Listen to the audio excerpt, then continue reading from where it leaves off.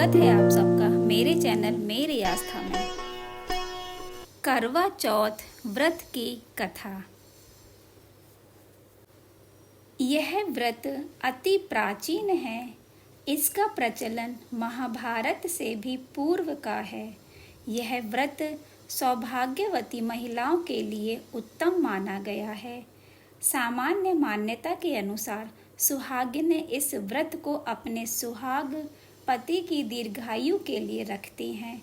कहा जाता है इसे पांडवों की पत्नी द्रौपदी ने भी किया था। समय है यह व्रत कार्तिक कृष्ण पक्ष को चंद्रोदय तिथि चतुर्थी तिथि में किया जाता है। व्रत की विधि है। कार्तिक मास के कृष्ण पक्ष की चतुर्थी को करवा चौथ कहते हैं। सुहागवती स्त्रियों के लिए यह बहुत ही श्रेष्ठ व्रत है।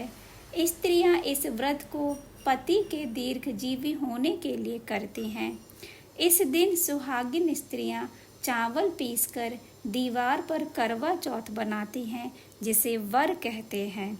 इस करवा चौथ में पति के अनेक रूप बनाए जाते हैं तथा सुहाग की वस्तुएं जैसे चूड़ी, बिंदी, बिछिया, मेहंदी और महावर आदि के साथ साथ दूध देने वाली गाय, करुआ बेचने वाली कुम्हारी, महावर लगाने वाली नाइन, चूड़ी पहनाने वाली मनिहारिन, 7 भाई और उनकी इकलौती बहन, सूर्य, चंद्रमा, गौरा और पार्वती आदि देवी देवताओं के भी चित्र बनाए जाते हैं।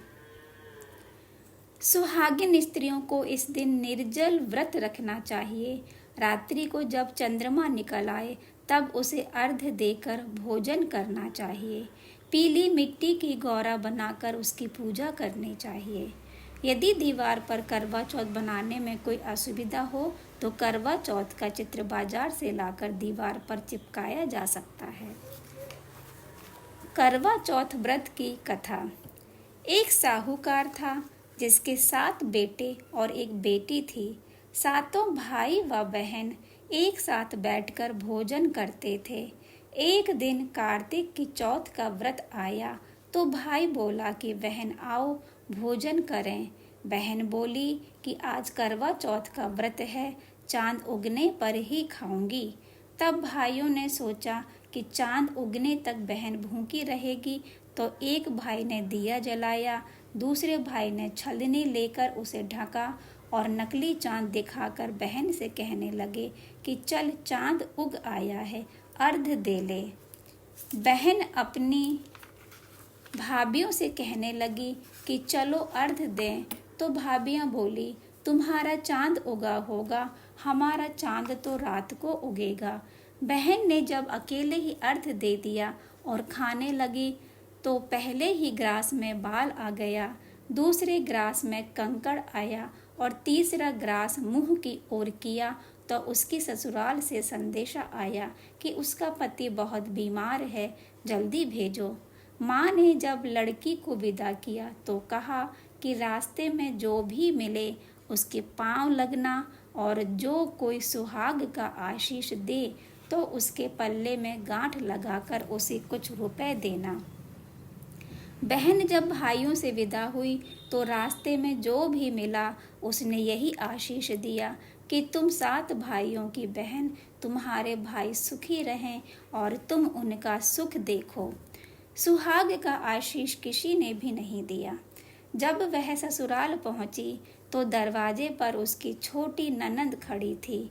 वह उसके भी पांव लगी तो उसने कहा कि सुहागिन रहो। सपूती हो तो उसने यह सुनकर पल्ले में गांठ बांधी और ननंद को सोने का सिक्का दिया। तब भीतर गई तो सास ने कहा कि पति धरती पर पड़ा है, तो वह उसके पास जाकर उसकी सेवा करने के लिए बैठ गई। बाद में सास ने दासी के हाथ बची खुची रोटी भेज दी। इस प्रकार से समय बीतते बीतते मृगशिर मार्गशीर्ष की चौथ आई तो चौथ माता बोली करवा ले भाइयों की प्यारी करवा ले। लेकिन जब उसे चौथ माता नहीं दिखलाई दी तो वह बोली हे माता, आपने मुझे उजाड़ा तो आप ही मेरा उद्धार करोगी, आपको मेरा सुहाग देना पड़ेगा। तब उस चौथ माता ने बताया कि पौष की चौथ आएगी, वह मेरे से बड़ी है, उसे ही सब कहना, वही तुम्हारा सुहाग वापस देगी।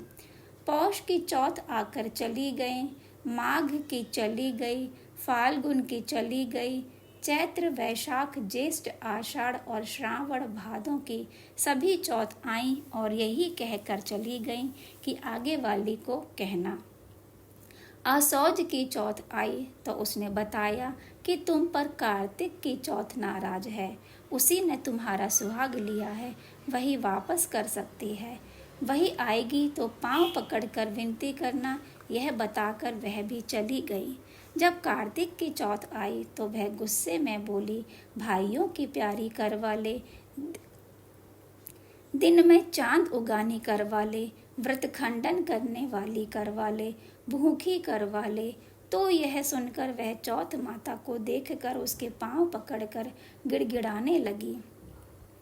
हे चौथ माता, मेरा सुहाग तुम्हारे हाथों में है, आप ही मुझे सुहागिन करें। तो माता बोली, पापिन हत्यारिन, मेरे पांव पकड़कर क्यों बैठ गई? तब वह बोली कि जो मुझसे भूल हुई उसे क्षमा कर दो, अब भूल नहीं करूँगी। तो चौथ माता ने प्रसन्न होकर आँखों से काजल, नाखूनों में से मेहंदी और टीके में से रोली लेकर छोटी उंगली से उसके आदमी पर छींटा दिया। तो वह उठकर बैठ गया और बोला कि आज मैं बहुत सोया। वह बोली, क्या सोए, मुझे तो 12 महीने हो गए, अब जाकर चौथ माता ने मेरा सुहाग लौटाया। तब उसने कहा कि जल्दी से माता का पूजन करो। जब चौथ की कहानी सुनी, करवा का पूजन किया तो प्रसाद खाकर दोनों पति पत्नी चौपड़ खेलने बैठ गए। नीचे से दासी आई, उसने उन दोनों को चौपड़ पासे से खेलते देखा तो उसने सासू जी को जाकर बताया। तब से सारे गांव में यह बात प्रसिद्ध होती गई कि सब स्त्रियां चौथ का व्रत करें तो सुहाग अटल रहेगा। जिस तरह से साहूकार की बेटी का सुहाग दिया, उसी तरह से चौथ माता सबको सुहागिन रखें। यही करवा चौथ के उपवास की सनातन महिमा है। श्री राधे राधे।